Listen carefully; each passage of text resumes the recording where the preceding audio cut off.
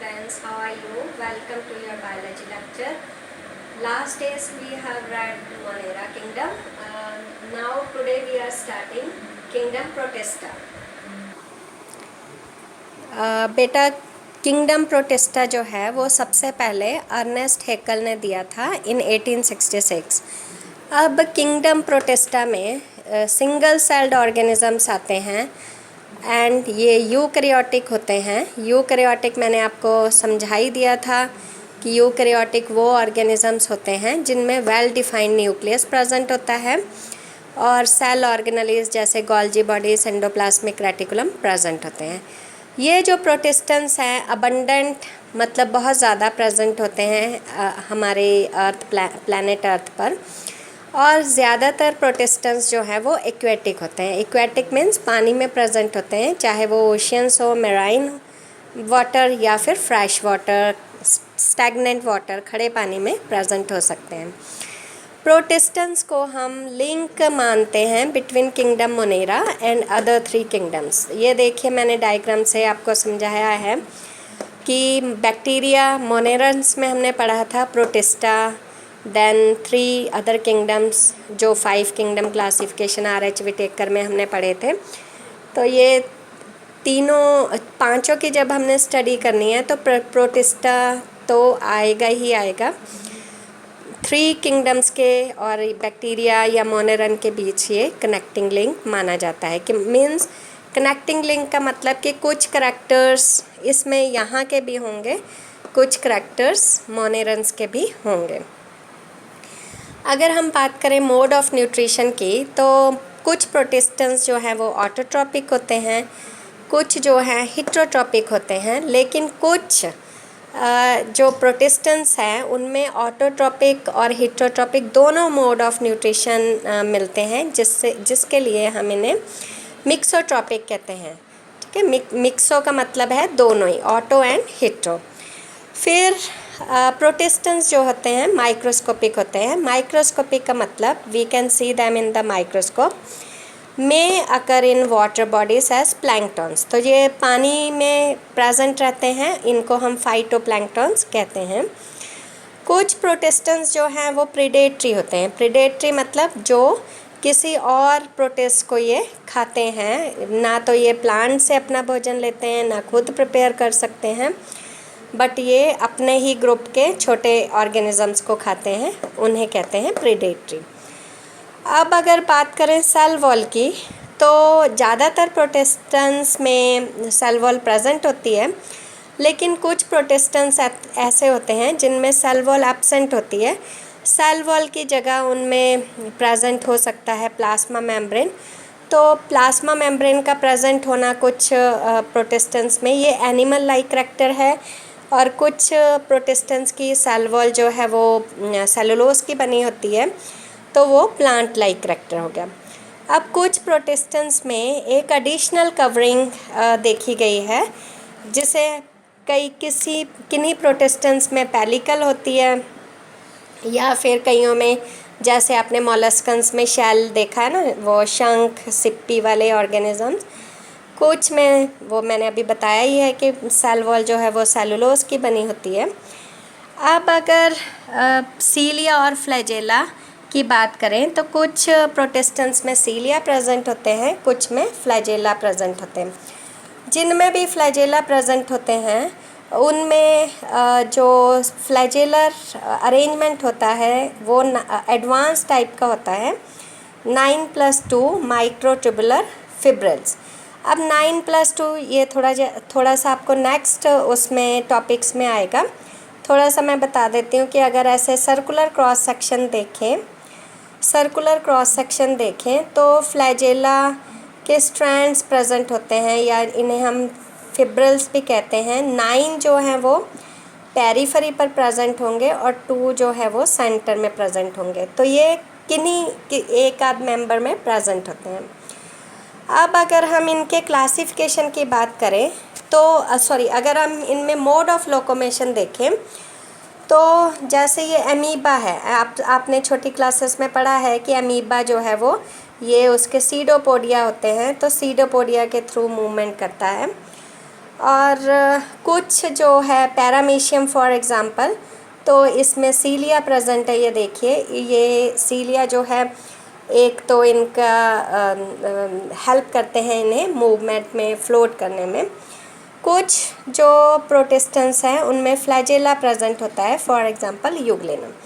सो locomotion की बात करें तो through pseudopodia, through flagella, through cilia. अब कुछ एक में रिगलिंग मूवमेंट होता है, रिगलिंग। अब जैसे आपने वो गोभी या मटर में देखा है ना, कैटरपिलर सा प्रेजेंट होता है, तो वो क्या करेगा, ऐसे थोड़ा सा आगे मूव करेगा, फिर एक लूप बना लेगा, फिर आगे मूव कर जाएगा, तो ऐसे धीरे धीरे आगे बढ़ता रहता है। इसे रिगलिंग मूवमेंट कहते हैं।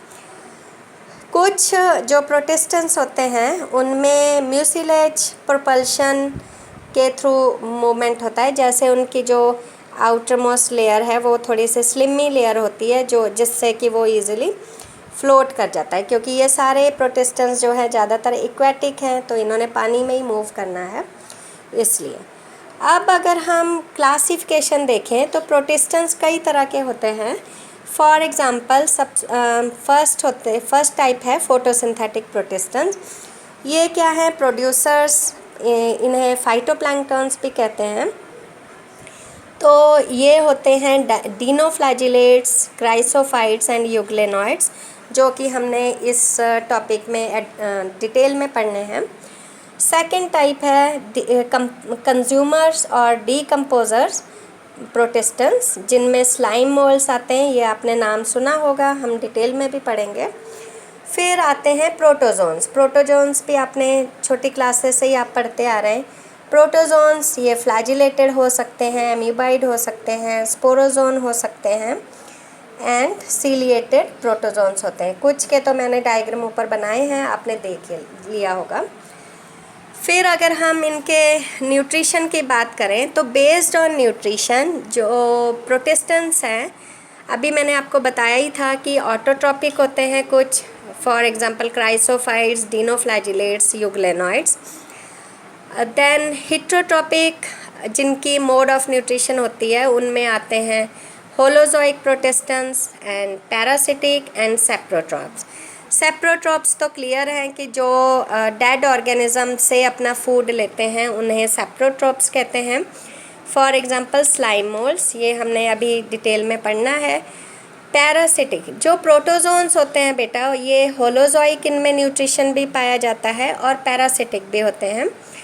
जो यूग्लेनॉइड्स होते हैं, यूग्लेनॉइड्स होलोजोइक भी होते हैं और ऑटोट्रॉपिक भी होते हैं। मीन्स ये जैसे वाटर में होते हैं, तो जब ये सरफेस ऑफ वाटर पे प्रेजेंट होते हैं तो इनमें क्लोरोफिल होती है। With the help of sunlight and chlorophyll they produce their own food, तो अब हम इन्हें ऑटोट्रॉप्स कहेंगे। लेकिन जब डार्क होती है तो ये नीचे बॉटम में चले जाते हैं, वहाँ ये प्रे पकड़ कर खाते हैं या और प्रोटिस्टेंस को खाते हैं, तब इनका मोड ऑफ न्यूट्रिशन जो है वो हिट्रोट्रॉपिक होता है। ये इम्पॉर्टेंट है बेटा, ध्यान रखना। अब हम डिटेल में एक एक मेंबर करके पढ़ेंगे। फर्स्ट हमारे जो मेंबर्स हैं वो है क्राइसोफाइट्स। क्राइसोफाइट्स में आते हैं डायटम्स, है ना, और इनको गोल्डन ब्राउन एल्गे भी कहते हैं। ये 1 मार्क में आपको पूछ सकते हैं। डेस्मिड्स भी कहते हैं। अब अगर इनके हम करैक्टर्स देखें तो जो क्राइसोफाइट्स हैं, पहली बात तो ये माइक्रोस्कोपिक होते हैं, इसलिए हम इन्हें प्लैंक्टॉन्स कहते हैं। ये तो हमने वेरी वेल जनरल करैक्टर्स में पढ़ ही लिया है। फिर दे फ्लोट पैसिवली इन वाटर, पानी में ये अच्छे से फ्लोट करते हैं। अब अगर इनकी सेल वॉल की बात करें हम, तो आपने साबुनदानी देखी होगी बेटा। ये ऊपर का केस होता है और नीचे इसमें यहाँ सोप रखा होता है, और नीचे उसका ये नीचे वाला पार्ट है और ऊपर उसका ढक्कन होता है। या फिर हम लैब में अगर पेट्री डिश में कुछ रखते हैं, प्रैक्टिकल करते हैं, तो इसका भी ढक्कन होता है। अब ये जो इसे हम कह सकते हैं कि इसकी जो सेल वॉल है वो 2 शेल्स की बनी होती है, और 2 शेल्स में यहाँ पर इनके बहुत सारा सिलिका जो है वो जमा होता है, एम्बेडेड होता है। सिलिका की बनी होती है कह सकते हैं। तो अब क्या है कि जहाँ पर ये क्राइसोफाइट्स प्रेजेंट होते हैं वहाँ पर ये अपनी सेल वॉल बनाते रहते हैं और सेल वॉल जो है वो जमा होती रहती है, फिर बनाते रहते हैं सेल वॉल, फिर जमा होती रहती है।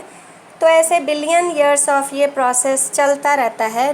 तब हम वो अर्थ जो है उस अर्थ को हम कहते हैं डायएटोमोशियस अर्थ, ठीक है। और ये जो पार्ट होता है या अर्थ होती है वो वहाँ से थोड़ी सी स्टिकी होती है, इसलिए हम ये उसे यूज़ कर सकते हैं इन सिलिका को, या वहाँ से सिलिका लेकर यूज़ कर सकते हैं for oil filtration and for polishing, जैसे वो हमारे रिफाइनरीज वगैरह में ऐसे यूज़ कर सकते हैं। तो ये भी इम्पॉर्टेंट बेटा पार्ट है कि आपको डायटोमेशियस अर्थ पूछ सकते हैं। फिर ये जो क्राइसोफाइट्स होते हैं ये फोटोसिंथेटिक होते हैं और ड्यू टू फोटोसिंथेसिस इन्हें हम कहते हैं चीफ प्रोड्यूसर्स इन ओशन। सो सबसे ज़्यादा जो ओशंस में है फाइटोप्लैंक्टन्स प्रेजेंट होते हैं जो कि ऑटोट्रॉपिक होते हैं, फोटोसिंथेटिक होते हैं, इसलिए इन्हें प्रोड्यूसर्स ऑफ द ओशंस भी कहते हैं। या फिर इन्हें ज्वेल्स ऑफ द, ये जो डायटम्स हैं इन्हें jewels of the earth plant kingdom भी कह देते हैं। जैसे हमने पीछे देखा था कि कुछ में सीलिया होता है, कुछ में फ्लैजेला होता है, तो लेकिन जो डायटम्स होते हैं इनमें फ्लैजेला एब्सेंट होता है। लैक का मतलब एब्सेंट होता है और ये फ्लोट करते हैं पानी में due to light storage lipids present in them. इनमें छोटे छोटे लिपिड्स के मॉलिक्यूल्स प्रेजेंट होते हैं आउटर लेयर पर, उनके द्वारा ये फ्लोट कर सकते हैं या कर पाते हैं। अब जो डायटम, जैसे मैंने अभी आपको नीचे बताया ही था कि 2 शेल्ड सेल वॉल होती है, तो डायटम्स में सेल वॉल होती है जिनमें सिलिका एम्बेडेड होता है, जो एक दूसरे में फिट हो जाते हैं, अपर और लोअर जो पार्ट है या शेल है या फिर कवरिंग है सेल वॉल की। तो जो सोप बॉक्स लाइक स्ट्रक्चर होता है ना, उसे तो हम कहते हैं पाइनेट टाइप ऑफ सेल वॉल। लेकिन जो पेट्री डिश, जैसे पेट्री डिश, एक ये ऐसे पेट्री डिश है और दूसरी ऐसे ढक्कन उस पर रख हो जाता है, तो इस टाइप को हम कहते हैं सेंट्रिक टाइप। ये बेटा थोड़ा सा हायर लेवल का है, आपने नहीं भी याद करना तो नो मैटर। अब जो आउटर वॉल होती है, outer wall of the diatoms is called as epitheca and inner wall is called as hypotheca। ये इम्पॉर्टेंट है from NEET point of view, या फिर आपको +1 में भी अगर थोड़ा सा डिटेल में पढ़ लोगे तो कोई प्रॉब्लम नहीं होगी बेटा। इसलिए ये हमारा आज का टॉपिक है। कल हम इसी के आगे पढ़ेंगे